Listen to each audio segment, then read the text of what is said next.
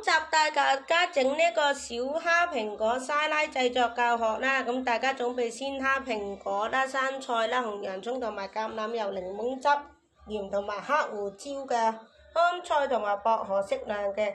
咁大家準備一啲蝦啦，將鮮蝦清洗乾淨，咁呢就去掉殼同埋蝦線。大家可以呢選擇用清水焯水，焯水嘅時候呢就加入一啲鹽啦。咁呢煮2到3分鐘，直到啲蝦變色呢，撈出呢就放涼啦。準備蘋果呢，清洗後呢切成小丁，為咗避免氧化，大家可以切好後滴少量嘅檸檬汁啦。準備生菜同埋洋葱，生菜用清水清洗，瀝乾後撕成適當大小，放喺大碗中。紅洋葱切成薄片喎，咁跟住調製一啲沙拉醬喺一隻細碗入邊混合。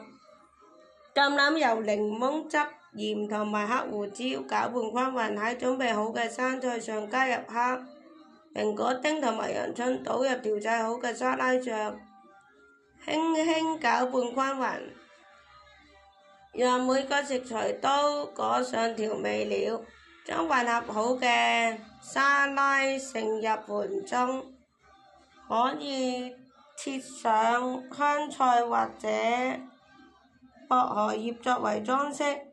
這道小蝦蘋果沙拉可以立即享用，適合涼食，帶來清新嘅口味。